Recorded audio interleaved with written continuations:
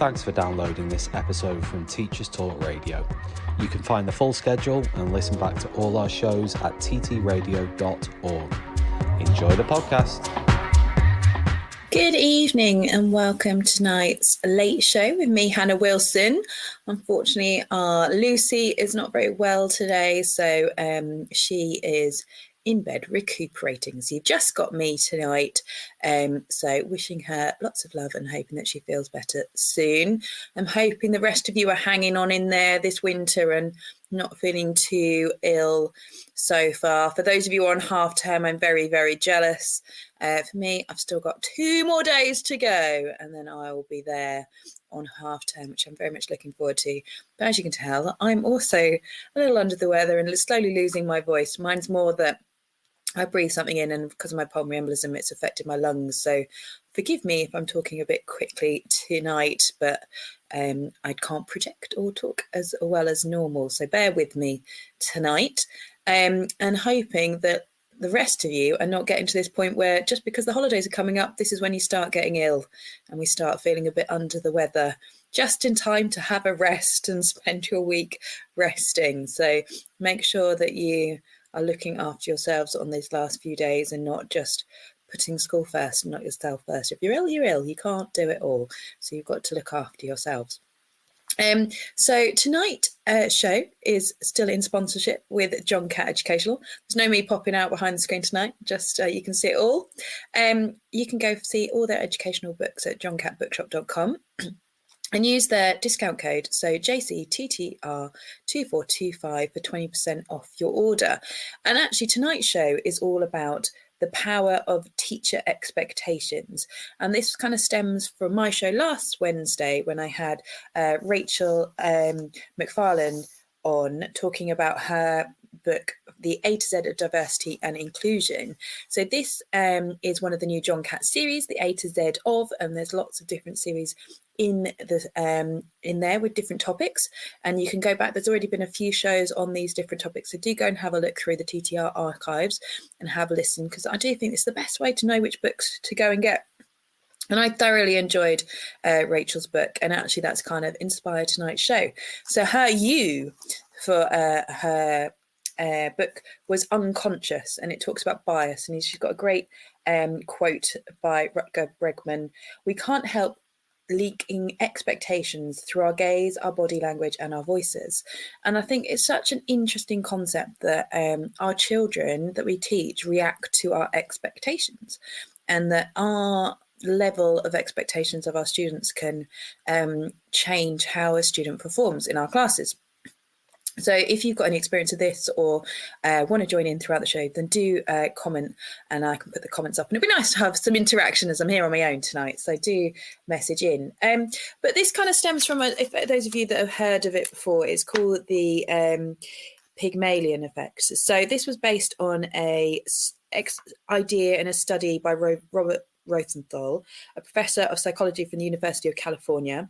And in that study, he put pupils in California elementary schools sat an IQ test. Their scores were not disclosed and they were given to different teachers. And the names of around 20% of the cohort were told that these children could be predicted from the test scores as intellectual bloomers, when in fact Rosenthal had selected names at random. So they weren't actually intellectual bloomers, or HPAs in our case over here in England. And at the end of the study, they retook the IQ test, and actually the kids that teachers were told they had a high IQ had actually raised their IQ. So it's that idea that if we as staff think that higher of our students, then our students will raise themselves to those expectations. So it should be a good one. Hopefully some of this will resonate with you, and you'll be able to kind of maybe rethink about some of your tricky classes and the way that we treat them and look at it. Oh, we've had Dan tweet in. So he, as a trainee, we've been looking at this last week. It's very interesting. Yeah, so I just find this so fascinating, and it's something that I've always done with my classes. And to be fair, I got more into it the longer I was in teaching, because I've been into schools and I've taken progress 8 scores from -1 to +1 within a year, and people are like, how you do it, how do you do it? But I go in and I tell the kids, like, this is, I've never had kids on a minus, like, this is what we're going to get, this is how we're going to do it, we're going to do it as a team, everyone's going to help everybody, we're all going to get there, it's a team effort, we all kind of wait our turn, I'll help everybody, but I will give you the tools to succeed. And then thereafter, I was always like, one of my classes is always a grade higher than national average, and I expect nothing less than everybody else. If everyone else in the year before was capable, so are you. And I think just having that open conversation with the students as well, and being like, this is what I expect, this is where we're going, and they kind of like, oh, okay, yeah, I'm getting in with this. We've got Michip. Am I mispronouncing that, Patricia? Great topic. Students often rise to the challenge when we remove the barriers. And I think it's that. And I've got myself thinking about this again, because I didn't teach any year 8 last year, and I've inherited all of year 9 this year. And I, having not taught them before, thought that it's, I got told a lot about them. Year 9 are quite a tricky year group, that we, as kind of a year, that obviously year 9s are normally quite tricky because they've got their options, they know what subjects they're dropping, kind of thing, so they start playing up and start like kind of not paying attention in the lessons they don't want to do or take further. And some of them teachers told me, like, oh, that tutor group, they're an awful tutor group, they're really hard to teach. And like, I was like, oh my gosh, I'm going to get this group and they're going to be really hard and I'm going to really struggle. But actually, I kind of went in and I taught the first lesson, and at the end of the first lesson I went, I've heard a lot about you guys. And they're like, oh yeah, miss, what have you heard about us? And I was like, but do you know what? You've exceeded all my expectations, and you have been the best year 9 group that I've taught all week. And I've taught every group. Like, you're my favourite year 9 group that I've had all week. And they're like, oh my gosh, are you serious, miss? Like, is that true? And like, oh, can you email our tutor and tell him that, like, you thought we were the best? I was like, yeah, of course we will. Like, and they've been good as gold ever since. I do joke that, like, I'm like, oh, there's another tutor group that they're starting to creep up on you. They're doing really well at the moment, and I'm really enjoying teaching them because they're really like giving it a go. I was like, you guys need to watch out, or you've slipped down to number 2. You need to raise your game. And actually, these are the bottom sets, and it's kind of really interesting to see them kind of rise to the challenge and all give it a go. And actually, more kids in that class, when I throw out the risk and I'm like, right, you get to pick, what are you going to do? I want you to challenge yourself. I want you to try something you've not done before. These are the kids that are going well out of their comfort zone and trying stuff, and they quite often are all doing it, as opposed to the other groups, like 1 or 2 will be a bit risky and try something a bit different. But this group are kind of really rising to that expectation. So it made me think about it even more. We've got JBL. Thanks for listening in again. I used to set my first short essay assignment class expectations, and student would explain what they want from me and what they thought I wanted from them. Great insight. Oh, I do an amazing starter at the start of year 7, where at the very end of the first lesson, I tell them to turn to the back book and I tell them that they've got 2 minutes to draw a house, and they all draw it. And then at the end of the 2 minutes, I'm like, right, I'm going to give you marks. And it's like, right, okay, you get 5 points for every window you've got. You get 10 points if you've got a garden. You've got an extra 5 bonus 10 points if you've got curtains on your windows, and you've got 10 points if you've got a chimney. And then I kind of flip it and like, but minus 20 if you've got steam coming out, smoke coming out of your chimney, minus 10 if you kind of have got a car in your garage, minus 50 if you've used a ruler. And then I'll like be like, oh, and if you drew it 3D, oh, you get a bonus 100 points. And they're like, oh, that's not fair, miss, that's not fair. And I was like, but what would made it fair? It's like, well, if I'd known what I had to do, then I would have done that. And I was like, exactly. So if we listen to our teachers in class and know what we're expecting of you, and you kind of follow those things, then generally you will hit the criteria and therefore get higher marks in class. And that suddenly that clicks in there. And then I use that every time. Like, if I'm like, these are my expectations, these are the minimum that I expect you to have in there to get the least amount of marks, and then these are the things I expect you to add in to get you higher marks. And I think kind of doing it in a fun way, but actually makes them pause and think about, okay, maybe my teacher knows what they're talking about. And I think that's some of it as well, is having confidence in yourself and talking about things. So I'm not gonna lie, without Lucy here tonight, I have kind of replaced her with Copilot. So as Tom says, I quite often have a weird face when I'm trying to multitask anyway. I'm triple tasking today in terms of trying to remember all my facts and also do all the admin side of things, but we'll get there. So I just think I kind of went down a little bit of kind of a rabbit hole in terms of looking at the kind of things that happen behind all of this research and what it is and how we can use it.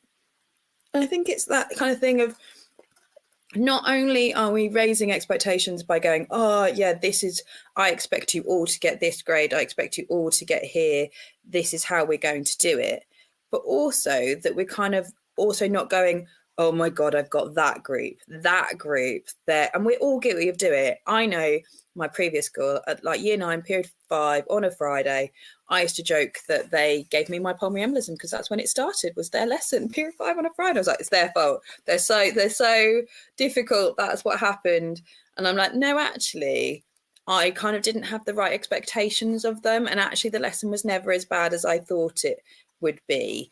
But actually, kind of if I'd kind of went into those lessons having higher expectations at the start, would the lessons have been more positive as a whole? And I think we need to think about that. Like, even if you had that difficult group, thinking about how you can address that group, how you can go into that with a positive mindset, how you can kind of set that group up to succeed and mentally go into it in a positive way is something that we can all kind of use in our arsenal. Because quite often it's always like everyone's had that class that they've struggled with behaviour wise, everybody's had that class, but actually this is something that we can all add into our teaching craft to help build them. But yeah, so the Pygmalion effect is also known as the Rosenhall effect. It's a psychological phenomenon where high expectations lead to improved performance, and the concept is obviously very popular within kind of education. But originally, which I found really interesting, I didn't know this, it came from Greek mythology and was popularized in 1968 by The Study. But before that, it was kind of, it was known to do with the fact that we have these expectations, the mythological kind of, we think that they can help us, and like if we believe in those things. But students, the whole point of it was that it becomes this self-fulfilling prophecy that if we have that teacher expectation, then they will follow that. And I think we do have that in some bit in the fact that we have teacher expectations in terms of behaviour. We have these expectations of how students should be, that they should be polite and well-mannered and prepared. And I think, so we have a lot of this already within our teaching in terms of how we do that. But teachers might give more attention, give more encouragement, give more feedback, and just be more specific. And I think we've all seen that as well. Like the naughty kids, if you give them a bit more praise and a bit of positivity, are they actually going to do better?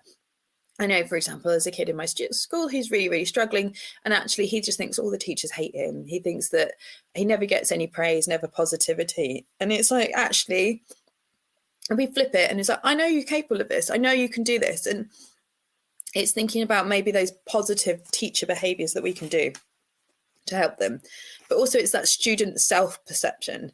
So students internalise their teachers' expectations, but it affects their self-esteem and motivation. So if they think they can never succeed, they think they're only going to ever get negatives in your lesson, they are going to be that self-fulfilling prophecy. If we go, oh my gosh, that group's going to be awful, period 5 on a Friday, they're going to be horrific, they are going to be that kind of prophecy. We need to be consistent and be thinking, as if reading my mind. So, high expectations must be consistent. Do you think low expectations are a reflection of staff morale, culture, or expertise? And I do think that. I think it can go through a staff if you all know that, oh my God, that group, oh my gosh, that group is horrible to teach. And that you can go, if I could have very much gone into that mindset with my year 9 group going, oh my God, this group is going to be really tough and really hard. It's going to be a long slog this year because I've heard about them, and year 9 is always the hard year. Actually, I made myself go, no, these kids are getting a fresh start. And sometimes starting the year like that, of going, right, I've never taught you, or this is a new year, you're a new group, you're slightly mixed up, this is new expectation. I think especially going from year 9 to year 10, I definitely do that with year 10. Like, this is a reset. You are not the same kids. This is not the same subject as what you've done at Key Stage 3. This is a new level, and you are going to raise yourself to this level, and this is kind of where it is. And I think staff morale is obviously a thing. And I think there's certain times of the year as well where you get more tired and it's harder to have those high expectations or have that energy. I think you definitely need a bit of energy to be able to do this properly and kind of breathe that into your lessons. But we have a great kind of SLT member who's in charge of our year 11s, and he's always like, you need to be present in the lessons and listening to what your teachers say. What your teachers say is gold. That's gold, what they say. And I love that. Like, actually, we do know what we're doing. And I think that's some of it as well, is having confidence in ourselves that I know what I'm talking about. I know what I'm doing in my lessons. And if you listen and pay attention, then you can do well. If you mess around and don't listen, then that's your own prerogative. But honestly, I kind of been doing this a while. I kind of know what I'm talking about. And I think that the other one they said, but obviously student performance obviously changes. The change in students' self-perception and motivation lead to changes in the academic performance. And I think although this is kind of looking at the Pygmalion effect, there's also a lot of growth mindset. And for me, learning about growth mindset was a massive thing in terms of changing how I've taught. And I'm going to come onto that a bit later in the show. So although Pygmalion is often discussed in terms of positive expectations, negative expectations can also have a significant impact. So, and students will perform poorly. Like, if there's that kind of thing of, if you go, oh God, that kid's never going to pass, like, what am I going to do with them? They're never, what's the point? And I think they will feed off on that and they will know. But actually, there's also the caveat of this, is if when you've got good results always, people might think that your subject is easy, or that if they can put all of the lowest attaining students in your class and that you will have that effect on them. But actually it does, because I've had my I've changed schools, so my results weren't my school results this year, but the year before, my results, I had the highest Progress 8 school in the school. The next closest department to me was maths, and they were 0.6 behind me in Progress 8. But looking at the data, there was only one class that had the same prior attaining data as mine. So I had the lowest attaining students in the whole school. And the other subject that had the same students and the same prior attaining data, those students got minus 1 point something. So I'm like, those same kids performed well in my subject, but performed low in another subject, which shows that the prior attaining data doesn't really affect how you can get those kids to perform. It's all about expectations and routine and building in the skills to be able to get them to achieve. And I think it's a bit of that. You have to kind of scaffold it and help them get up there, and then reduce it. Once you've got to build up their confidence and make them feel like they can do anything, and then you can kind of slowly reduce it out, and then they realize that they can do it all by themselves. They don't need you holding your hand, they can do it. And I think so kind of the practical applications of the Pygmalion event is that setting high expectations, communicate high expectations to all students, regardless of their past performance. So you've got to say, like, you can do this. It doesn't matter how you're done in other things or how well you've done in the past. Like, this is a fresh start. You can do it. And you've got to have those expectations of yourself to be able to do it. Provide support and encouragement to offer consistent support and positive reinforcement. So that kind of, I've never had it as much as I've had this year, but obviously I've moved schools, so I haven't always taught these kids. But I've had kind of a lot of kids going, I can't do it, I can't do it, I can't draw. And I was like, I forgot how my language changed in my previous school. So I'd been there 7 years, but I very much, the second they walked into my classroom in year 7, I went, we do not say I cannot draw. Okay, because drawing takes practice. Nobody draws perfect the very first time they draw. It takes hours.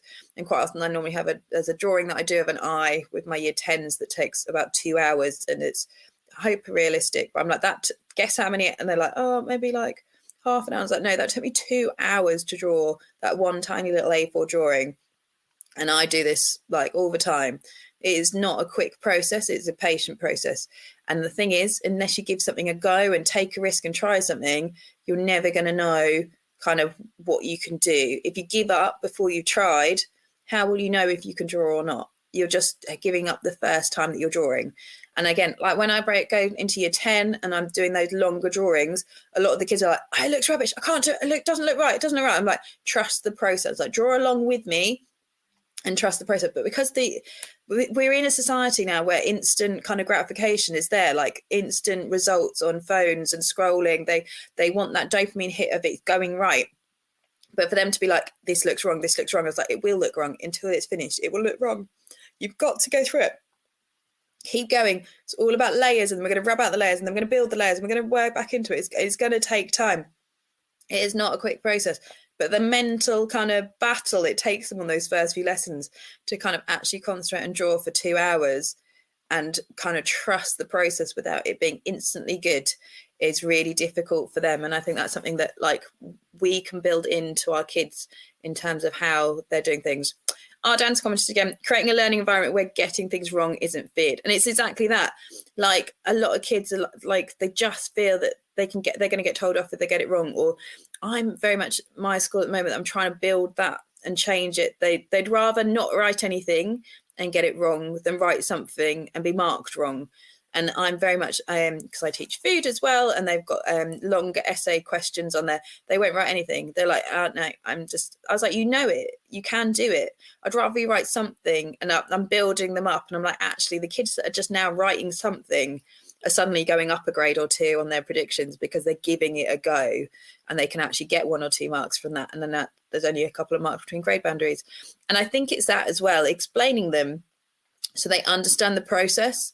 If you can understand why you've got to do these things, then it works really well in terms of getting them to where they need to be, understanding that you are going to get things wrong, but actually that growth mindset of, if you learn where things are going wrong, then you know which bits you know right, you know which bits you don't, you know which bits you need to focus on when you study next time, and kind of building that up. And there's a bit in the, and if anybody's read the high performance books, there's a bit in there where they talk about from the podcast, I think it's Jess Ennis Hill or somebody, or maybe it was Kelly Holmes, somebody kind of failing X number of races. There's one of the SAS guys who froze on his first kind of deployment, and there was, I think it was Chris Hoy, it might have been another one that failed a certain number of times before he started succeeding. And I think we quite often just see the success. We see the outcome at the end in society. We don't necessarily think about the whole, everything that's gone through to get them to that point. So we have to think about how we kind of reiterate that to students, because they haven't got that resilience yet. They don't realize you have to fail and get up and go again. You have to fail, you have to get up and go again. And part of me feels like, quite often it's like those kids at the start that kind of are quite often a little bit naughty and cheeky and stuff, and then turn it around and do all right. They're the ones that go off and succeed in life. And I feel like that's because they've built that resilience. They've learned that actually life isn't simple, life isn't easy, and actually it takes a little bit more hard work to kind of get through it and get going. And actually we need to learn from those mistakes, and it's okay. Life gets hard. Life will always get hard for everybody at some point in different ways, and it's how you react to it and how do you do that.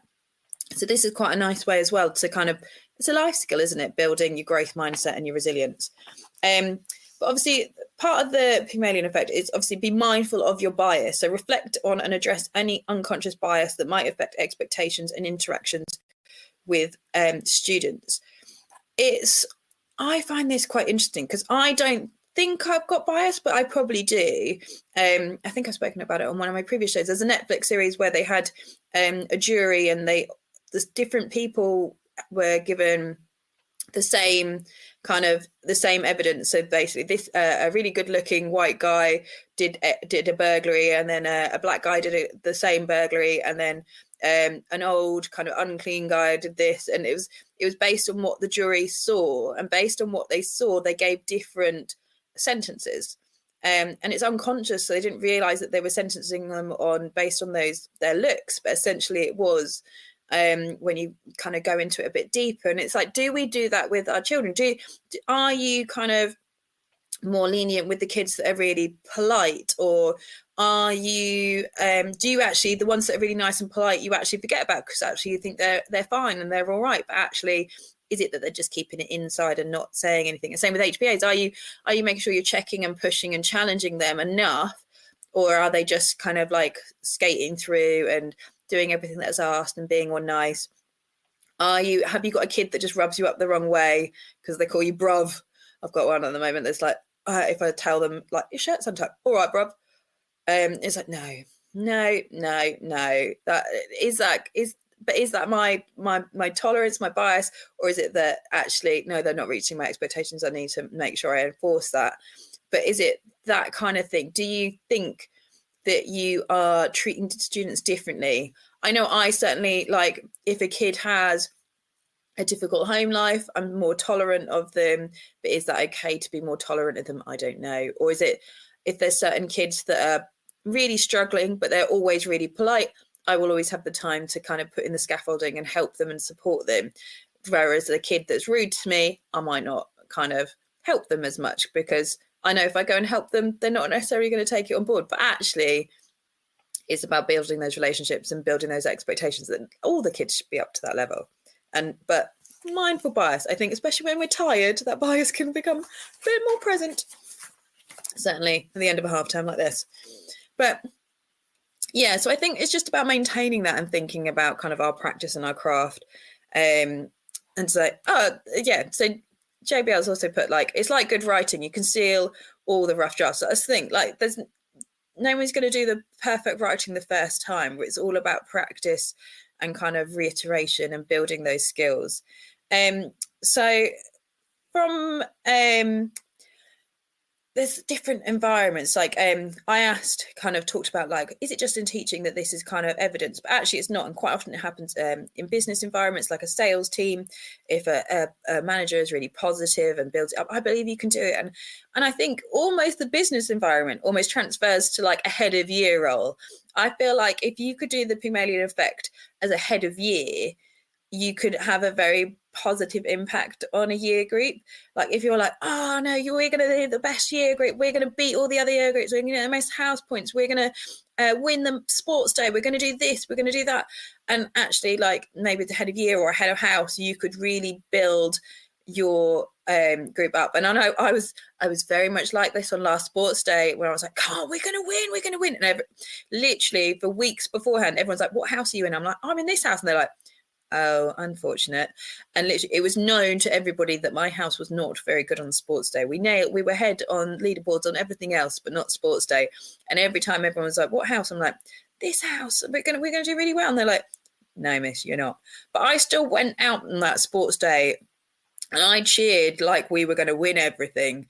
I was like whooping, clapping, cheering even when we were like, there's even dodgeball and everything on our sports day. Even when our team was like really getting pelted, I'm like, come on. And I just like, and I think as a teacher, me getting that involved and that excited and overly excited and overly competitive, even though I knew we had zero chance of winning sports day, or maybe 10%, maybe, like, I'll be optimistic, raising my expectations. Even though I knew there was a very slim chance of winning, I was so kind of going for it and cheering for it. And it got to the point where we had the best banners, like the kids came and made banners. So I was like, no, we're going to do it. We're going to go full force, even though we're going to go full force for everything. And we had, when we were doing the relays, everyone was standing up and screaming, and we actually like won one of the relays, and it was like we'd won the whole entire sports day, us winning that one relay. And it was just so exciting, and it was almost infectious that the kids kind of picked up on it and raised it. And it's like, I just don't think we should give up, even though if we know like a house isn't the best house, or if a year group isn't the best year group, that there's always that thing like, oh, that year group, oh, they're the worst year group we've had. We haven't had a year group like that for a while. But actually, kind of, it doesn't kind of affect you in that it has that negative effect. It will feed through to them if that's how you feel about that group or year group. It can be that big. It doesn't have to just be a class. It could be a whole year group that you have that effect. As JBL said, I stopped giving detentions for a week, and 14 years later, I still didn't give detentions. I never expected that to happen. So, yeah. So my old school, I kind of stopped giving as many detentions, and I just actually felt like that they actually benefited it. And actually some of the kids that I should have been giving detentions would actually hang out with me at lunch and come back, and it kind of had the reverse effect that they wanted to come and hang out with me. So it can have that effect as well. But yeah, so obviously there's lots in terms of vocabulary development as well, and that fact that like you can kind of challenge kids to raise their expectations, raise their vocabulary, raise things like that, and that kind of impact can have, and it's been used in that effect as well. I'm not an English teacher, so I don't know how much that can have an effect, but I think it does. But I think also it is that navigating of the low expectations, so flipping it and making yourself aware of the kind of the negative but fostering the positive. So we should reflect on our own bias and make sure we're thinking about those and how we can change that towards a student. So maybe you've had a really bad year with a student, or bad half term with a student. Think, stop, pause, reflect, it's half term, be like, right, I'm going to change my bias towards that student. I'm not going to kind of think, oh God, here comes that student. My lesson's going to be derailed if that student's in the class. Oh my gosh, that student's going to be here. That's going to be a really difficult lesson now. And actually flip my kind of awareness that I'm doing that and talking to myself in my head that kid is not kind of going to disrupt my lesson. I'm going to raise my expectations and expect them to actually have a really great lesson and set myself off in that. And again, communicate that high expectations. And I will quite often there's like a certain student like, right, we're going to have a good lesson today, aren't we? And actually name them and be like, I'm expecting you to do really well, and we're all going to get my house point for today or my commendation for today. And I really expect, or if they once they start, maybe be like, oh, you're looking well on track for my house point or a commendation for this lesson, and kind of use it and lure it in a positive way. Like show them that they are raising themselves to your standards and that they can do that.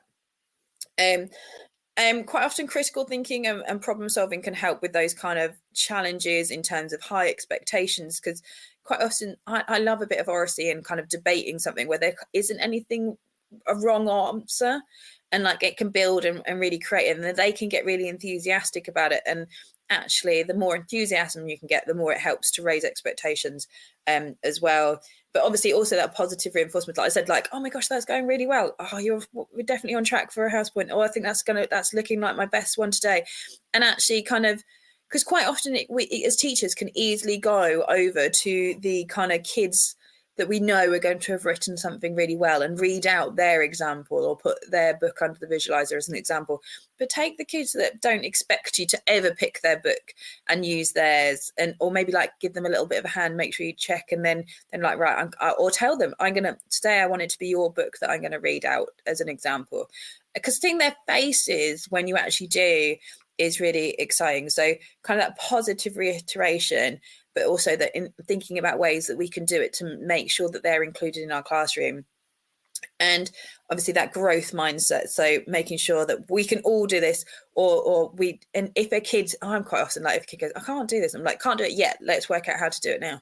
And that kind of really supportive, kind of positive language and positive learning environment. So being inclusive in your practice and making sure you've got differentiation, especially with mixed groups. Don't stereotype your groups, because actually this is the first time I've been at a school that have got setted groups. Normally I have mixed ability, and I love mixed ability art because I can put my high and my low ability together and they create beautiful things, because it's just, and also my high ability in art isn't necessarily my high ability in other subjects, and I find that the power dynamic has changed in those lessons, and I find it interesting. So actually in my lessons, my lower ability groups are actually flying far higher than my high ability groups. My high ability groups are really struggling with that critical thinking, that decision making, and that risk taking, because they're just so used to doing everything they're told and being successful at it. It's the ones that are used to kind of powering through, and the lower ability are actually kind of really aren't afraid. When I go, right, I'm going to challenge you, you're going to do this, they're like, yeah, how high? Where do you want me to go? What do I do? Where do I find? And they're so much more independent, which is, I find quite interesting. I don't know whether anybody else does, but I find I've never taught those kind of dynamics before. And actually, I don't know whether it's just because that's where my subject goes, then maybe there's more neurodiversity down the bottom end, because maybe they've struggled with examinations and they've just ended up down there, and actually the creative environment is somewhere their brain kind of thrives. I don't know, but I'd love to delve more into that. There's a PhD project for me in a few years' time. But I just think that's, including your mixability and not lowering their expectations just because they're down the bottom. It doesn't need to be that. Don't stereotype them. Make sure you're still setting those high expectations for them all. And making sure your assessment criteria is clear and accessible. So like I said about the kind of the house, if they don't know what they've got to do to get there, they're never going to get there. They're always going to fail. So we're setting them up for failure if we're not telling them what we want them to learn and what we want them to exceed in. I always joke with my GCSE groups, I'm like, I'm giving you the cheat codes. I'm showing you how to work smarter, not harder.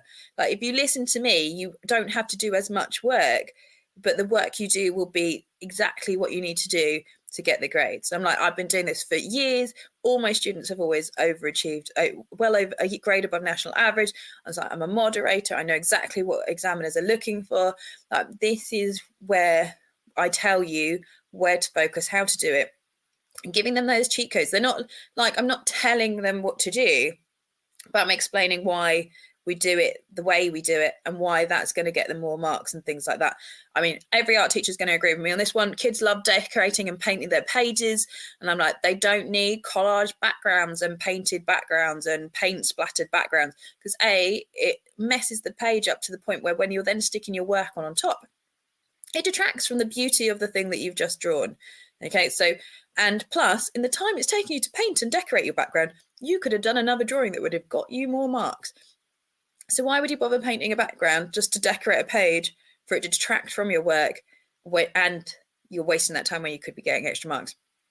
So it's making them really think about, be conscious of their actions and their time, what they're doing and how they're doing it and how well they're doing it. And I think that's why I'm quite clear with my communication. And the same with like quite another common misconception in art. A lot of them will go and find facts off the internet about the artist. They'll find where they were born, how many children they have, what university they went to. I was like, how does that influence their art and what you're about to do? It doesn't. I was like, so why have you added it? Why do you know it? So I kind of lead them. I find them really good articles on the first few artists, and we go through and highlight them and interact with them and understand the context of the art. So it's not just looking, like that. So I want them to really understand what is going on in society, what is going on in that artist's life that is making them make art like this. What's the point otherwise? And then how that would then influence their own craft, but then use it to analyze their own work. So like generally when they write about it, it's like you're deconstructing the artwork, you're writing about the formal elements and how it was made, and the use of line and color and tone. Like, how are they different from any other artist? What makes it that type of art? And I think it's that kind of really delving deep and going, rather than being like, yeah, that's pretty, or like, they and just copying stuff off the internet. And really, we are in a society where everything is at our fingertips. These kids can Google anything, but they don't know how to interact with that information, how to dig it apart and take it apart and use it and put it into context. And I think that is a skill that the kids will then be able to take on to later in life, depending on what job they do. That's going to be a really good, important presentation skill for them as well. Like really thinking about how they're using that information. And so I've taught them that skill. So now all my students know how to appropriately look for information, how to then use that and write about it and interact with it. So it's not a separate entity. And it's kind of thinking about that. Oh, Dan's messaging, what are we on? Gardner's theory of multiple intelligences. Different students have different strengths. It's up to us as teachers to support improvement in those areas that still need improving. Yes, I completely agree. So my unpopular opinion here is, because I know that they used to have the learning styles, and then that was thrown out, that doesn't exist. And you even used to be like reading through text or pictures or videos or doing.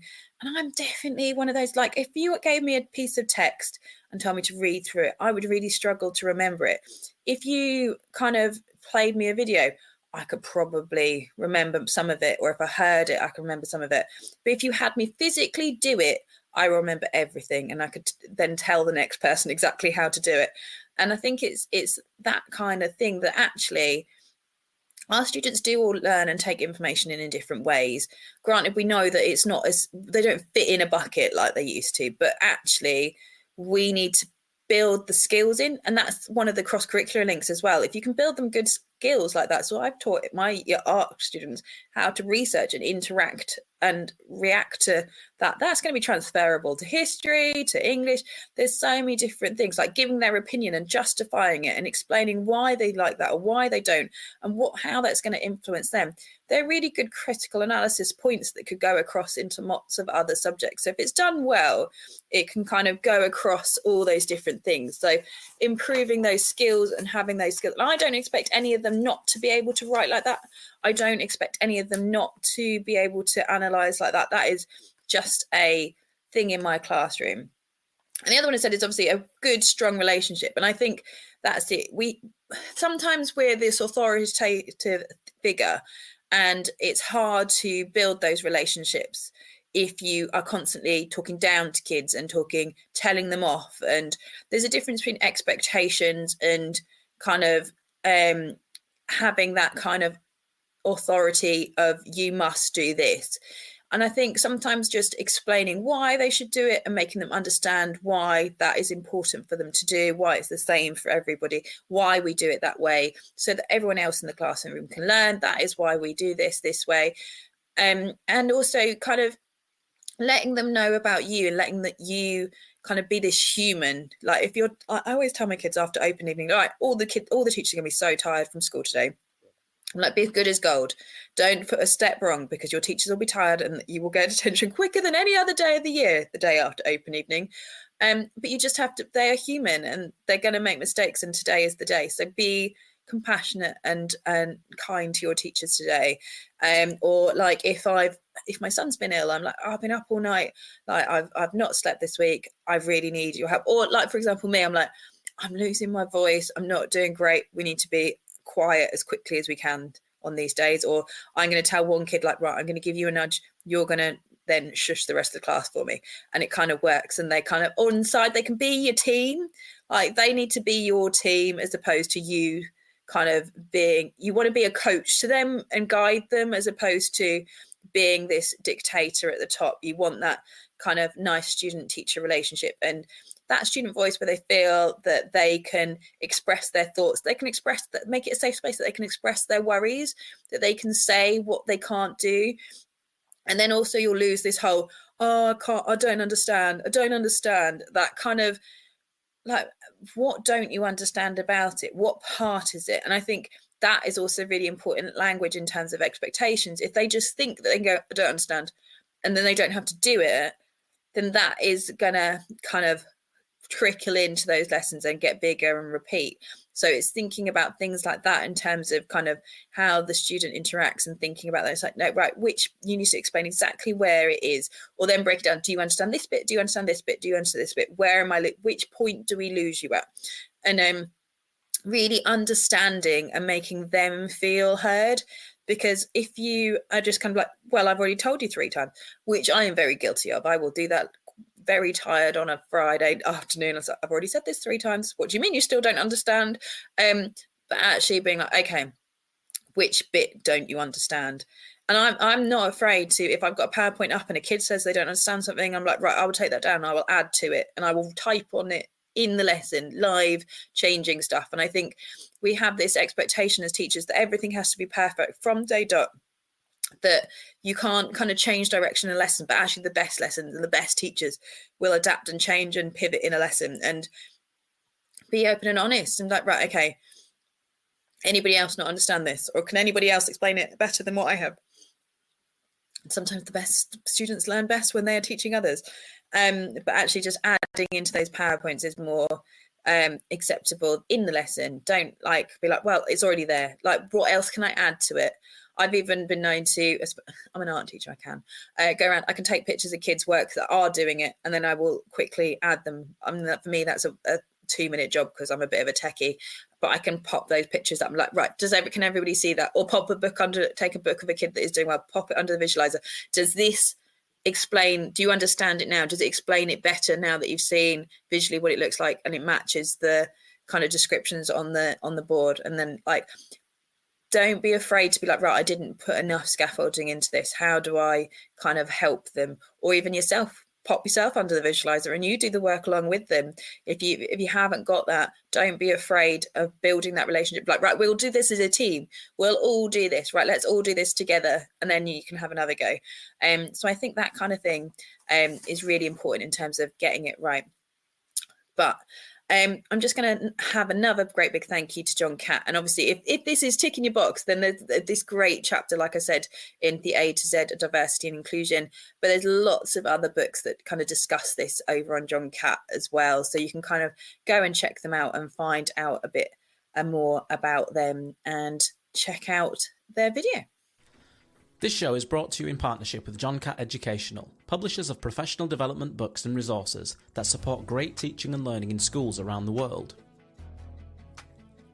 John Catt have an exceptional collection of book titles that cover a range of educational topics, ideas and research. The books are aimed at forward-thinking schools and support best practice teaching for both primary and secondary education.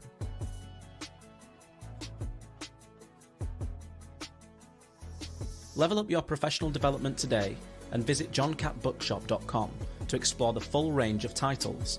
Use the code JCTTR2425 for 20% off your order.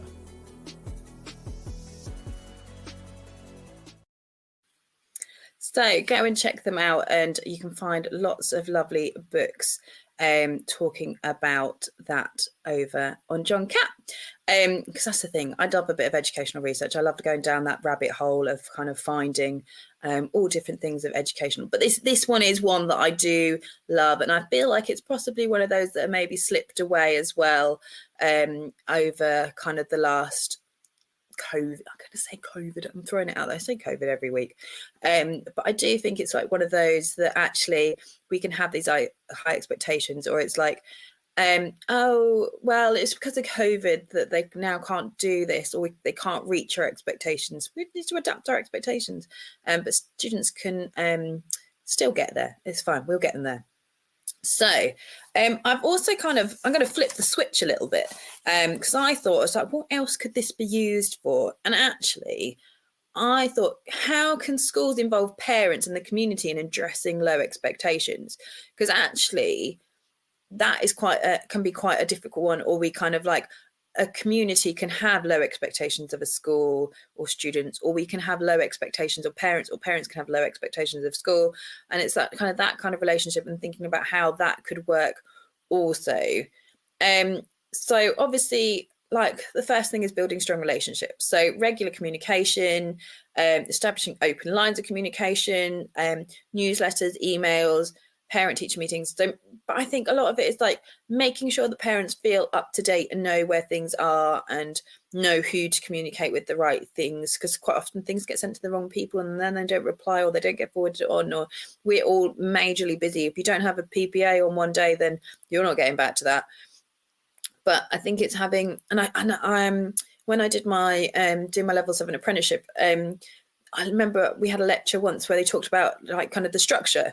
And actually, the most important person of your school is probably your receptionist. If you have a good receptionist, then your community and your parents, they're the first person they come across. They're going to have a high expectation of your school because they're the person that greets them. And if you flip that, if you think about Amazon, if you have a really awful Amazon delivery, or other delivery providers are available, but if they leave the box somewhere, it gets wet or gets smashed, and they do a bad job every time, you don't automatically go, oh, what a bad delivery driver. You go, oh my God, Amazon, they're awful. That Amazon, they never deliver properly. They never do this. They never do that. And like, you may never even like meet the people high up and the managers and the bosses in Amazon, but we automatically kind of associate them with the people at the bottom who are delivering it. And it's kind of that expectation that actually, if you have bad receptionists that are kind of greeting people in the school negative, don't answer the phone politely and things like that, that can kind of have a negative impact on your school and the school relationship. So it's kind of thinking about those things as well. So creating a inclusive school culture. So providing training for teachers and staff on cultural competence and implicit bias. So I think it's one of those that actually, it's not one of those that's often talked about or often taught in CPD. There's often lots of other more important things.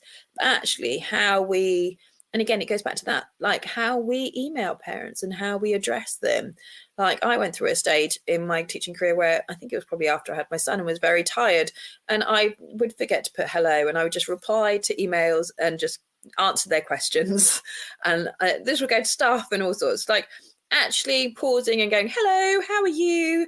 And if I'm emailing people, oh, hi, hope you had a great weekend, or hello, I hope you had a lovely half term, how are you? Can you do this for me?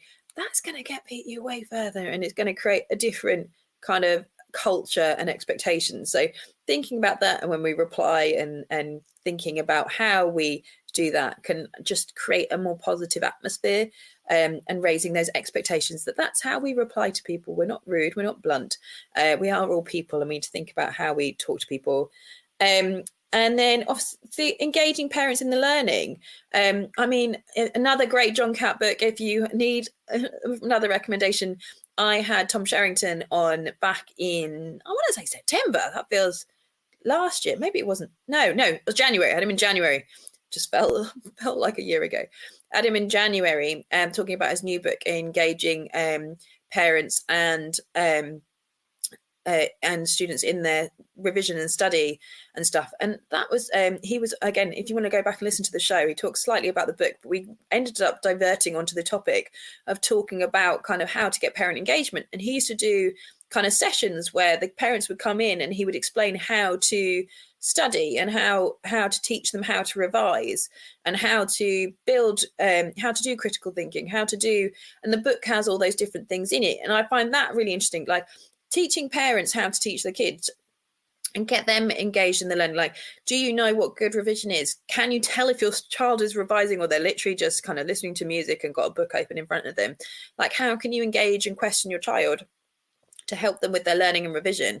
I think is a really interesting one. And if it's done well, again, that's is how many people can you get to board the ship and keep it afloat? Like, that's an extra pair of hands, an extra kind of dynamic that's going to be supporting those children and helping them learn properly. So definitely kind of engaging them.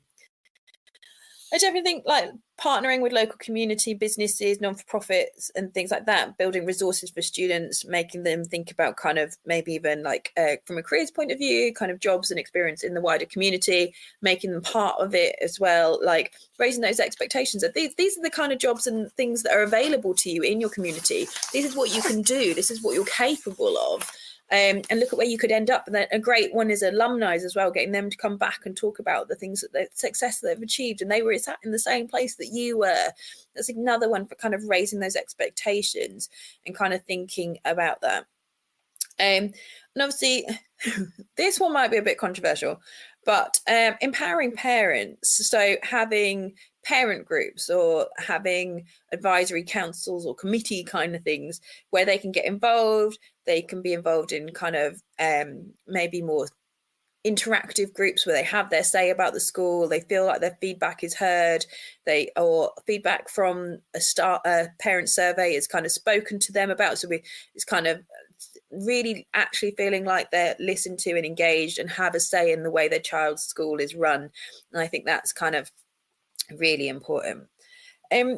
So finally, I'm going to move on to growth mindset and kind of where that kind of sits in all this, because I think actually it's kind of it comes hand in hand with high expectations, is actually kind of defeating the negative mindset that goes along with them.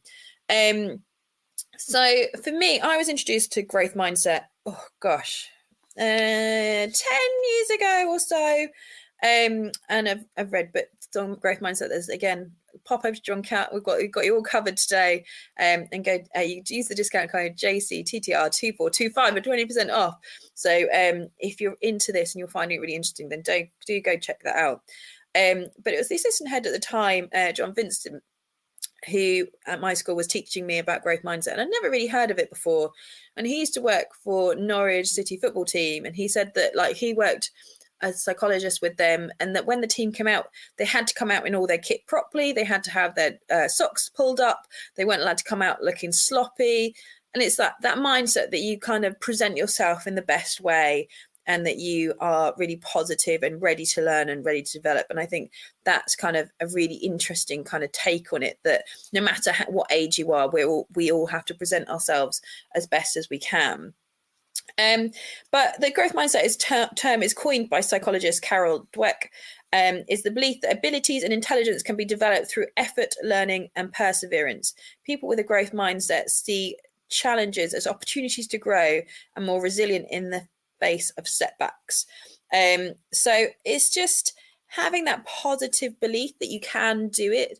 But I think it's also that, like, right, not seeing setbacks as this really negative that you're then not going to be able to do it, that you're actually kind of seeing it as that kind of positive next steps of, right, I'm going to learn and I'm going to grow. So kind of in that supportive mindset, like, I think we all kind of do it a little bit anyway, that when we do feedback, we're kind of doing as Lucy quotes it, she's not here, I'll quote her, shit sandwich. So we've got our kind of positive and then our negative and then our positive again, to kind of make sure we're building them up, but we're still growing and learning and things like that. There's also kind of similarly promotes the effects of improvement, encouraging students to persist and achieve more. So we don't give up, we keep going, like that kind of, we're never done. We can always improve. What can I learn next? How can I improve it? So the kids aren't like, you get it sometimes. I don't have it so much now, but when kids are doing work and they're like, well, I've done it. I've ticked everything off, but how could you improve it? What else can you add? Is that everything? Is that going to get you the best mark? And some kids will be like, I have had that bit where they're like, well, that's probably enough to get me a 4 or a 5, and that's all I want. I'm not worried.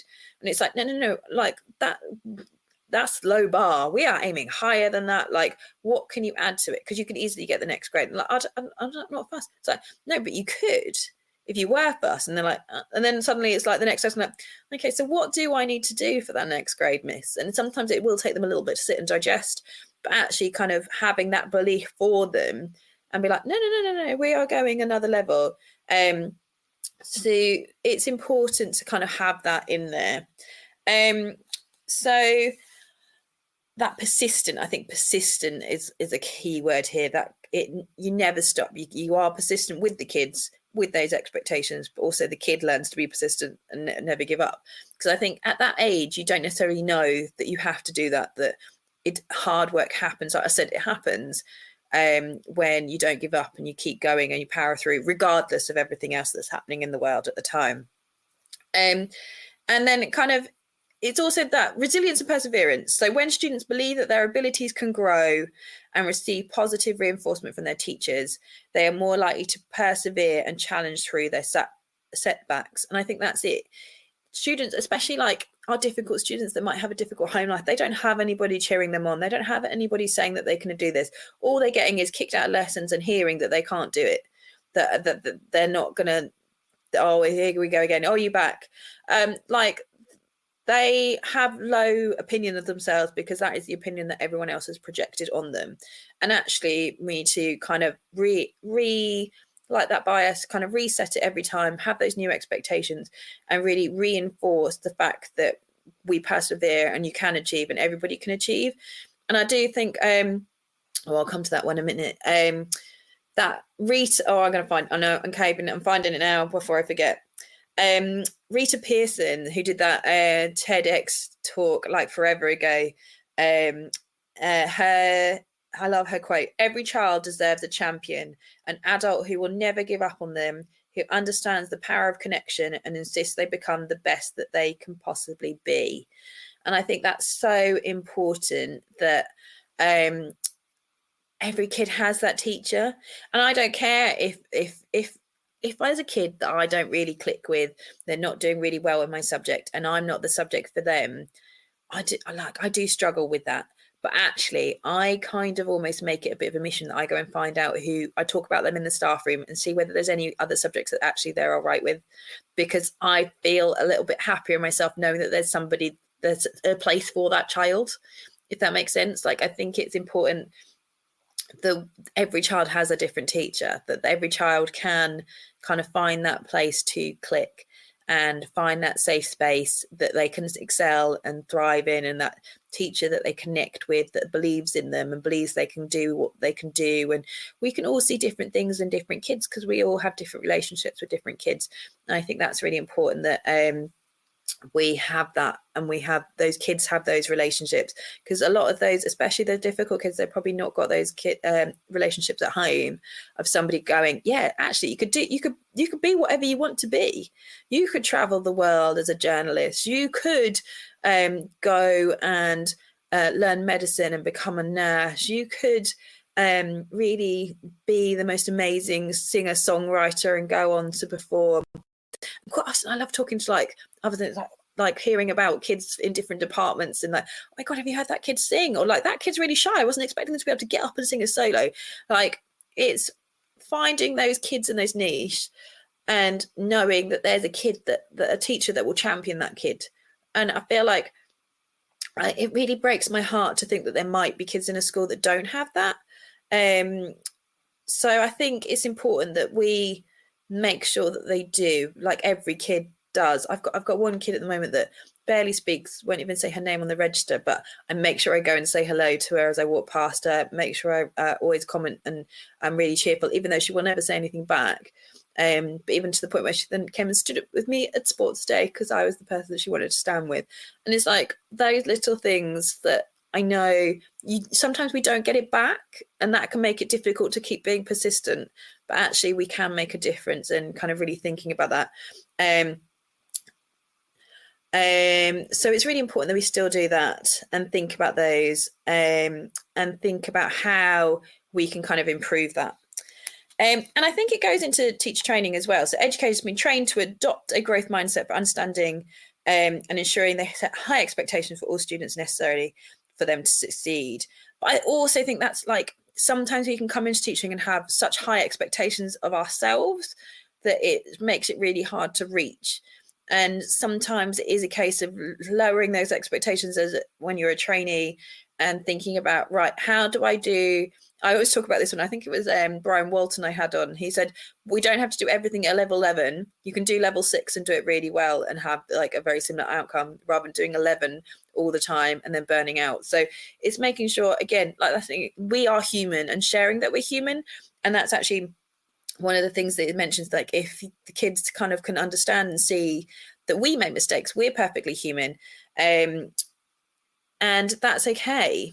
And that's one of those things I said previously about that I have had it before, because obviously I'm dyslexic, where I have written things wrong or spelt things wrong and the kids have pointed it out, and I will purposely go, oh yeah, no, I'm dyslexic, and make it a thing and make it part of it. We had a secret dyslexia society at my old school where even the English teacher and the science teacher were both dyslexic as well, and kind of discussed that and talked about how actually it's our superpower. Like I'm super creative, I can problem solve like no other, and actually making them realize that actually these things, they're barriers, but we can overcome them and they can be strengths. And that's kind of a bit of that growth mindset coming in there. So I just think that we need to make sure that those expectations are kind of changed. Like somebody with dyslexia might automatically go, well, I'm going to be rubbish at English. I can't spell, I can't do it. And actually, like, and I especially loved Eloise. She came and spoke on one of my very early shows with Teaching with Dyslexia. So if you're interested, do go back and have a look at that one, or listen to, I should say, back in the day. And we talked about kind of our own fears of being put in the spot and things, but actually that expectation of when the kids go, oh, I can't write, I'm dyslexic. And then she's like, well, so am I. And I'll do that as well. I was like, yeah, I am. And here's my writing frame. I've written it as a dyslexic friendly person. Like, this is how I would write something constructively. And I've broken it down in steps. And I've had a kid go, oh, but I'm well dyslexic. And then she's read that and done it. And she's gone, that's the best and quickest bit of writing I've ever done in my life, miss. She's like, I love that writing frame. That's amazing. And I think sometimes it's kind of realizing that they can get over those barriers and realizing they can do it. But again, the outcome of doing all these things is to have improved performance, increased confidence and positive attitude. And I think that's it, that the kids can build a more positive attitude if they can realize that they succeed. Oh, I've got JBL. This sounds, I've just read the first line and I've gone, oh my God, JBL. So I had a car crash first year of teaching, but I got very good at not repeating the same mistakes. I kept a journal of mistakes and corrections. And I think that's the thing. Like, and I also, like, we were talking about kind of diversity and inclusion last week. No child and no class is the same. So making sure you can adapt and change and think about each class separately is I never teach the same thing twice. I'm teaching this schemes of work that I wrote 10 years ago. I'm still teaching, but I change and adapt all the lessons every time. Like, I never teach it. I'm growing as a teacher still now, all these decades in. I'm still growing as a teacher and still changing. And again, I think that's something we need to reiterate to children. Like, you are not the finished product. You are never going to be perfect and everything is going to be sparkly and done. You're always going to be growing, and it's just growing into the type of person that you want to be and realizing what that is. And so one of the ways the different ways to cultivate growth mindset, I said, there's a lot more than one. So we've got normalizing struggle. So emphasize the learning project, reinforce the ideas that struggle is a natural part of learning. This helps students react positively when they encounter challenges and celebrate effort. So praise students for their effort and perseverance rather than just their achievements. And I really like that concept. So making sure we're really praising kids for what they've done as opposed to the level that they've done it at, like making sure like, oh my gosh, I've written like that comparison is really, really great. I love how you've written that, how you've described that. Oh my gosh, that's exactly how I would have described it. It's quite often the one that I use, especially when we're describing how art makes them feel. I'm like, oh my gosh, I love that. That's how I would have written it. It kind of can boost them up that way, and just like, but also being that normalizing the struggle, and that kind of, it's not normal to just be able to naturally do everything. And I think, again, I feel like social media's got a lot to pay for, but they are in a society where everything looks really quick and really easy and really seamless and really perfect. And actually, that's not reality. And actually, there's a lot of hard work and graft that goes to those points. Otherwise, we've got encouraging engagement with challenges. So provide challenging tasks, offer tasks that push students out of their comfort zones.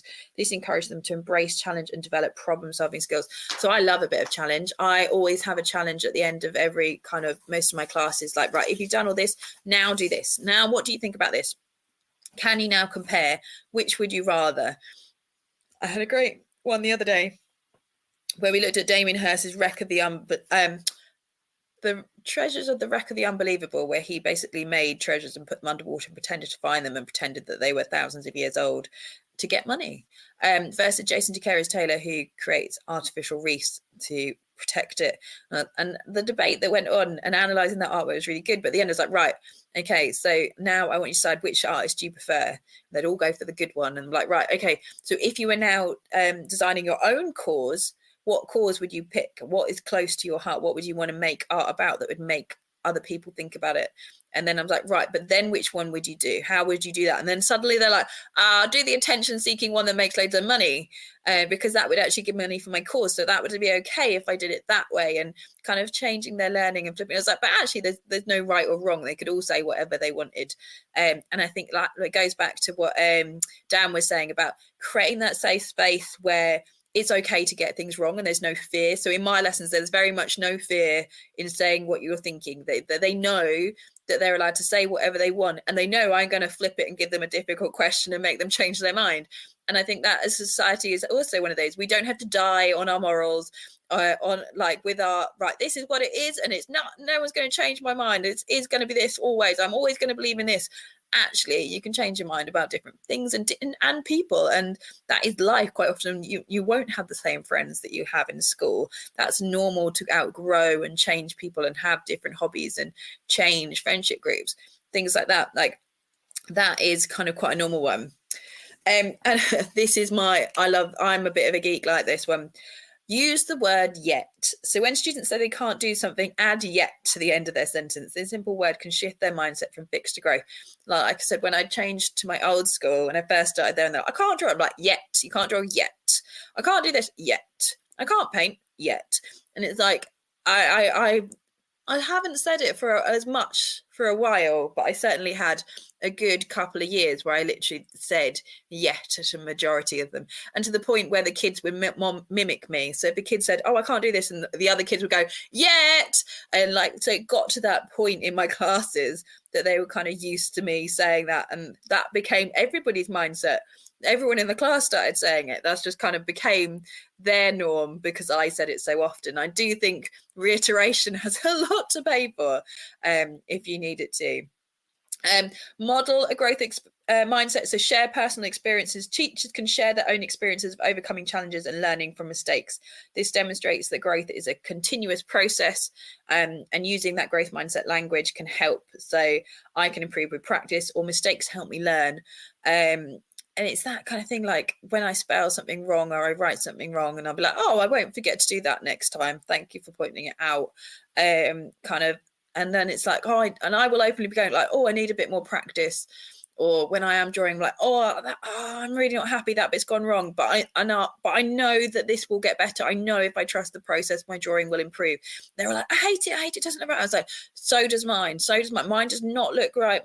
Especially drawing noses. And I would openly tell them, like, for my GCSE, I had to pick a project for my art where I had to pick problem solving, and I picked drawing noses because I couldn't draw a nose, and I drew thousands of noses, and I still can't draw noses.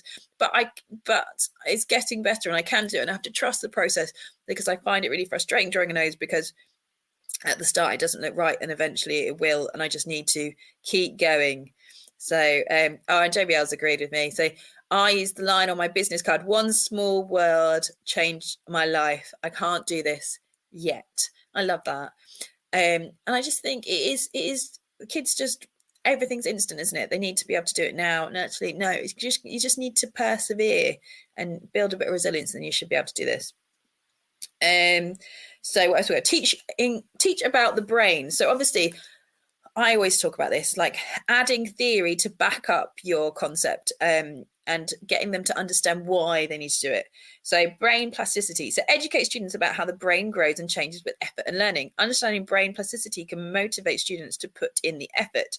So growth mindset lessons incorporate lessons that specifically teach principles of a growth mindset and how it applies to their learning. So getting them to understand how our brain works and why it works the way it does, and how this kind of repetition and being positive can actually change kind of the way we learn, is really important. Like kind of understanding of what we're doing. Set achievable goals. So goal setting helps students to set realistic and achievable goals, break down larger tasks into smaller manageable steps to make progress more visible. Reflect on progress. So regularly review and reflect on your goals with students to celebrate progress and adjust strategies as needed. And I think that's why I always say to the kids that I think this is one of the best things about art, and why actually like the Cultural Learning Alliance say that doing art improves a student's mental health by like 35%. And it's because quite often when you get to GCSE, you're like almost journaling. So you get 25% of your marks for your drawing and annotations. But the recording part is that you are reflecting, you're saying what went well, what didn't, and what would you change? And it's that kind of constant reflection. I feel like that's now like a big thing now, isn't it? For adults, like journaling and being reflective and appreciative and understanding and breaking down what worked and what didn't is such an important skill in terms of reflecting, because quite often especially when lots of things go wrong or big things go wrong, actually being able to take a step back and go, okay, that didn't work, that did, now I know what to do differently, is actually a really good skill to have, and to learn about how to do that is kind of that. And there's lots of, I really like the pictures of kind of like somebody kind of trying to climb something that's really high and actually they can't make it, but actually if they carved it in and broke it down into little steps, then it's far more achievable. And it's like, don't look at the end and where you're going. Or was it the mole and the horse? But it's like, the forest is too thick, I can't see where I need to go, I'll get lost. It's like, no, just look at your feet, one foot in front of the other, and you'll make it to the other side. That kind of concept of just taking it one step at a time, breaking it down into smaller tasks, and celebrating each of those steps forward, celebrating each of those achievements until you get to the bigger end goal, will break it down and stop it being so daunting. Focus on effort and strategy. So give feedback to highlight the efforts and strategies used rather than the outcome, which I kind of mentioned, and teach students to assess their own work, identify areas for improvement, foster independence and growth mindset. So I do that quite a lot with my So obviously I have my success criteria challenge. Then I give them success criteria and I mark it. Then I give them the same success criteria on the next bit and they mark it. And then they on somebody else's, and then the third time they mark their own. So they kind of get used to this kind of success criteria of what I expect them to be able to do. And that same reiteration of similarities in language, if you can keep the same thing, I keep the whole thing quite often similar through the whole of Key Stage 3, then they're really kind of are built in that they know what I'm looking for, they know what's coming, can they still kind of achieve it? And quite often there's a couple of like ones that I can twist and always make sure they haven't done that quite enough. So there's always that challenge aspect that I spoke about earlier, that need to make sure that we're always challenging them and always making, whether that be challenging the language they're using, challenging their thinking, challenging the way that they flipping it and thinking it in a different way. Create a supportive classroom environment. So foster an inclusive environment where all students feel valued and supported, encouraging collaboration and peer support. And I love that. I have quite often in my photography, I mark them and I color code the marking. So red, they haven't done it. Amber is started but not complete. Green is complete. And then purple is really great, exceptional. They got house points. And I put it up. And when the kids see it, they all desperately want to change theirs to green. So it's this motivation. But there's this really great thing. The kids with purples and greens, the greens want to turn them into purples. So they go and see the purples. The purples help the red, ambers and greens, trying to get them to help them get to that. And it's like this really big collaborative process of how we can all improve together. And I think it's that kind of also kind of, I did this a lot in my old school, bulletin boards and posters and display growth mindset and student achievements. So that constant visual reminder of what top level expectations are. So celebrate the successes on your school boards or school digital boards, postcards home and celebrate them. And like I've had kids get postcards and put them on the fridge and they loved it. And they're so, miss, I got one in the post, it's amazing. So celebrate them. Also that whole, in my previous school, I had a department Instagram and I quite often put like a picture of the week on there, and all the kids would want to know who it was going to be or look at each other's work and see what was being celebrated. And I think if you can show them what that top level is, what that expectation is, what that amazing work is, and then just make that the norm, that we expect everyone to be that. And incorporate growth mindset activities. So encourage games that promote good mindset, problem-solving skills, group projects, resilient building exercises. So and encouraging students to keep journals where they reflect on their learning experience, challenges, and progress. So I think this should be added into this is my tip going forward. I think that every student planner needs a little journal section in it. And that's something I'm going to work. You watch this space. I'm going to bring one out and make sure that I think kids should learn to do it. I just think it's a skill that all kids should have, and actually being reflective and journaling. What went well this week? What didn't go well? How did I achieve? How did I survive? What did I do to get myself through this week? I think we all need a bit of that. Teachers and teacher trainees. Maybe you want to do that with one of your trainees. If you're a teacher, get them to reflect what went really well this week, what went badly, and how did they survive and get through it, and what kind of positives can they take from it, and what learning can they take from how they got through the week. But I thought for the last 10 minutes, I've got some, see whether my voice the last 10 minutes, that is. Oh yeah, and JBL's agreed. ECT should do the same. It changed my entire career. I do genuinely think it should be something that it should be more reflective, rather than it be like kind of like, oh, I should have got to use this pedagogy. But it should be your whole work balance. Like, how many hours did you spend on something? Was that worth reflecting on that? Did you actually put enough hours into that it was worth that lesson? Did you get out of it what you put into it? Because I think clocking that early on in your career and realizing, actually, I think I've talked about this, and I can't remember the name of it. It's from the book 4,000 Weeks, the number of weeks we're alive. Talks about how if you give yourself 2 hours to do something, it's going to take 2 hours. You could give yourself 1 hour to do the same task and you take 1 hour. Especially as teachers, we're striving for perfection. We're never going to make it to perfect. So just make sure you are not burning yourself out and putting too much in. Work out what level of effort creates a low level of effort that creates the most amazing lessons. Once you crack that, then you're in for a treat, really, with teaching. That's how you survive for decades. But yeah, so these are some encouraging kind of growth mindset examples in terms of language that you can use, because I like my yet, but I wanted to know a few more. Obviously, there's the obvious ones. I can see you working really hard on this, great effort. Mistakes are part of learning. We can learn from this one. You haven't mastered this yet, but with practice, you'll improve. Let's try a different strategy and see how it works. And that can go for your whole lesson. Emphasizing and flipping it. We were talking about this actually in our head of departments meeting, actually kind of emphasizing the learning process and flipping the learning on the kids. So what steps did you take to solve this problem? So that they're kind of thinking about the process that they've used and how they managed to get to that answer, and then maybe I'll try applying it to a more difficult question. It's not about the best, it's about getting better each day. So beating yesterday. The only person, there's all the social media, wasn't it?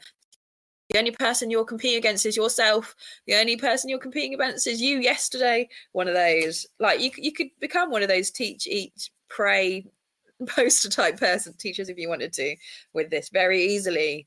How did you approach this task? Would you do it differently next time? I think, again, a nice reflective, maybe these should be in your plenaries, kind of getting the kids to actually think about their learning, and would they have done it the same way, or would they, especially like when you hit year 11, did they pick the right method to answer that exam question, or would they have changed it? So if you've got your mocks coming up and you're reviewing your mock papers, maybe actually adding in some of this questioning could help. I mean, there is the cheesy ones. Every challenge you face is an opportunity to grow. I should voice clip some of these out after, just you wait. When you find something difficult, it means your brain is growing. Keep going. Every effort you make brings you closer to your goals. What other strategies can you try to solve this problem? Challenges are opportunities to learn and improve. I believe you get better with practice and effort. Remember, every expert was once a beginner. Love that one. What do you learn from this experience? How can you apply what you've learned to future tasks? So getting them to the students to be quite reflective, I think, is important. And these are like my bad to good phrases. So I've got learning a new skill. So before, I'm just not good at maths. And how many times have we heard that? We've heard it loads. So after, I can improve my math skills with practice and effort. So you get them to kind of flip it. Like if you hear it say, like, call them out, make them change it. This is too hard. I can't do it. This is challenging, but I can learn how to do it. Like get them, or you say that to them. This is challenging, but you can learn how to do it. I failed, so I'm not good at this. Or making them think, I made a mistake, but I can learn from it and do better next time. Criticism means I'm not good enough, but feedback helps me understand how I can improve. New opportunities. I'm not talented enough to try this. I might not be good at this yet, but I can get better with effort. I think that's one, like a lot of kids I find these days just don't want to try something new because they're worried about failing. Like create that space where they can do it. Or they don't want to step up. They quite like to be in the crowd. So maybe I'm not a natural leader. Instead, I can develop my leadership skills over time. Problem solving. I can't solve this problem. It's too complicated. Or I can break this problem down into smaller steps and figure it out. So I think you can, it's getting them to think about what they can do, getting them to rephrase it, maybe phrase it back to them in terms of how they're thinking about what they're doing and how they're learning. And I think it's just something that we can do to really change the way students learn and the way they think about themselves. Because I think some of them, and especially teenagers with all those hormones kick in, they can think quite negatively about themselves and think that they really can't do it. And especially like those kids, we are getting up to that year 11 mock kind of period and window, and some of them will crash and burn in that. Some of them will really struggle with that concept, and then that anxiety becomes so big that they can't go into the room. And some kids, it might be that actually just going and sitting the exam and being in that environment is the positive thing that they did, but it's building it up. And I had two kids when I started my school that weren't attending school, couldn't get in. School were talking about sending examiners home for them to do it at home, but they both did art, and they came in for a meeting. I was like, right, let's chat this through. So we're at a critical point. We've either got to push forward and do this, or we pull you out of the course. And I was like, right, if you go do these and then come back next week and then we'll have another chat. And came back and I was like, right, week after, my room's free. Why don't we go into school and do this? You've got to put your uniform on, but it'll just be me and you. We'll just do some fun things. We'll do it on the topic that you've chosen. And they're like, okay. And parents are like, there's absolutely zero way they're coming in school uniform and going into that school. They haven't been in for months. Like, it's not happening. Came in they came. And it's like, oh, you can do, literally that positive, you can do this. At no point did I tell them they couldn't. I was like, and the whole way, I'm really proud of you. I'm so glad you're doing this. What else can we do? How else can we push this? What else can we do next? What do you want to do? And put it in them. What do you want to do? What do you find interesting? What can you try now and make it exciting and a place that they want to be in? And they grew and they came in and they ended up coming in and sitting all their exams in school, did their English speaking exam with me because they felt so comfortable they could do that. And it just flipped and changed their mindset. And they were like, literally, I've got some beautiful letters from them going, I didn't think I could do this. And actually you believed in me and I could. And that my challenge is that thing, what you go through does not define you. We all have challenges at different people. We are all human. And sometimes we forget that these kids are just little humans, they're little us. Some of them have got really hard lives that are going through lots of different stuff. And that doesn't excuse their behaviour, but also they don't have the right mindset to get through that behaviour. And actually that whole, I very much this too shall pass is very much a thing. And at that age, they don't realise that it will pass. They've never been through anything. They think that this is the end. This is hard and tough. And this is all that life is. And actually making them realise that you can get through it. And I'm throwing out the cheesy quotes tonight, but my favourite is that you can't control what happens to you. You can only control how you react to it. And actually getting students to have that mindset and be able to think, right, I might not be able to do it, but I'm not going to give up. I'm going to keep trying. I'm going to keep asking questions until I get it. I'm not going to give up. I'm going to try. And even if I get it wrong, I know that Sarah or Miss will support me because it's okay to fail in their classroom. It's okay to get things wrong. It's not okay to not try. That is very much in my classroom. You are not allowed to not give it a go. You have to keep going. You have to try. Not trying at all, then I lose my rag. Then you're in trouble. But as long as you're giving it a go, then how can you be cross at a kid if they're trying? They've just got to keep building, keep going, building that resilience, never give up, and they will get there. And having that expectations that they don't give up and they keep going and they keep following that success criteria. You keep building them up with that language, keep praising them and build them up, then they can get there. And that's the thing. That is the power of teacher expectations, that we can make them kind of really raise themselves and have a real positive experience and have a positive effect on our students and their outcomes. And more importantly, make them better people to go off into the wider world thereafter. And I've been rabbiting on for far too long. I've just about held my voice. So thank you guys for listening and staying with me tonight. But like I said, there's a couple of books I mentioned tonight over from John Catt Educational. And there are some great books on this kind of growth mindset and ideas behind it over on their website. So do go and pop over. So obviously tonight is brought to you in partnership with John Catt Educational Publishers, a professional development books and resources that support great teaching and learning in schools around the world. So level up your professional development today and visit johncattbookshop.com to explore the full range of titles. And don't forget, you can use the code JCTTR2425 for 20% off your order. So if today's tickled your fancy, go and pop over there, use that code and go and find yourself a growth mindset book and find out how to raise the expectations of your students and make them into little better human beings. And be kind to yourselves as well. Those of you still got a couple more days to go, hang in there. For those of you already off, enjoy the rest of your half term. And hopefully me and Lucy will be back soon when she's feeling a little bit better. So enjoy the rest of your evening. Good night. You've been listening to Teachers Talk Radio. Tune in live and listen back at ttradio.org. We look forward to hearing from you next time on Teachers Talk Radio.